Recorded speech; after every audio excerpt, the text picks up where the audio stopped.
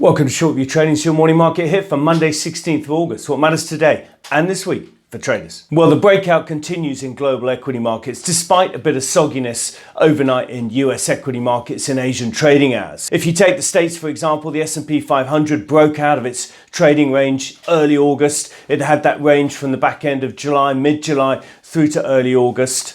That range was 43.64 to 44.22, as you can see on the chart in front of you now. And since then, it's been edging higher, grinding out new highs over the course of the last week or so. Indeed, elsewhere in the US, there's a clear sector split between breakouts in certain cyclical parts of the market. If you look at the Dow Jones Industrial Average chart that we're putting up in front of you now, again, a similar breakout pattern as we've seen from the S&P 500, perhaps not quite as dramatic, but certainly happening. Whereas if you look at the tech area of the market, there clearly isn't a breakout. So the NASDAQ 100 has remained range bound over recent weeks, and the Philly Sox tried to break out early in August and has given up a lot of those gains since then. Whipping around the world though, Europe is much clearer in terms of its breakout. Really strong performance in the likes of the CAC and the MIB and the European wide index, as you can see in the chart in front of you now. Very strong August. These, of course, are very cyclically weighted, heavily weighted in those kind of sectors of the market and therefore benefiting from that global move in cyclicals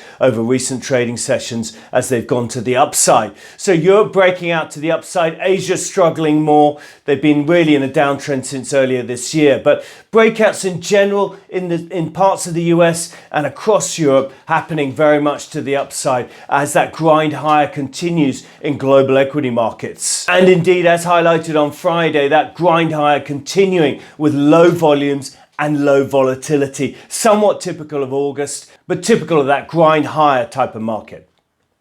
So the key question is where to now? And indeed, as again we mentioned on Friday, there's no reason to fight this market. There's no signs of excess. If you look at the outstanding single stock call option volume, it's not very high. It often spikes ahead of big pullbacks in the last 12 months. Equally, if you look at the percentage of US stocks that are overbought, as you can see the chart in front of you now, again, not terribly toppy. And indeed, certain indicators are really quite encouraging. The put to call ratio put up in front of you now, pretty much on strong buy. Despite the move higher in the S&P 500 over recent trading sessions, this indicator has generated a move towards and started generating a really chunky buy signal on a short-term 1 to 2 week basis. So to see the full range of our short-term market timing models and exactly how we're playing this market, please see today's daily rag available to subscribers via the website. Or if you're interested in a free trial, please click on the link below and sign up for a 7-day free trial. All you need to do is enter your name and email address and we'll send you the daily rag for free for 7 trading sessions. No credit card details required. But as I say, for the full details on how we're playing this, please see today's daily rag. So what are we watching this week? Well, there's a lot going on. In particular, first of all, I'd say keep an eye on bond yields. The price action in bond yields was pretty interesting on Friday, falling sharply on the back of that Michigan sentiment survey that disappointed notably. So keep an eye on those. They're key for that sector rotation within the global equity market. Added to that, there's clearly a bit of a retail theme in the States. A lot of big box retailers are reporting their earnings this week, including Walmart, Home Depot, and Target, amongst others. Added to that, we've got US retail sales out later this week.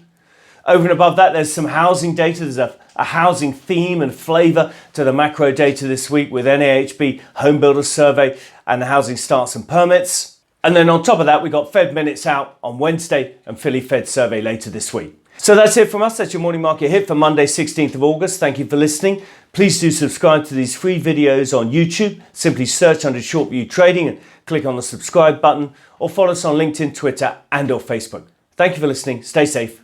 Trade well.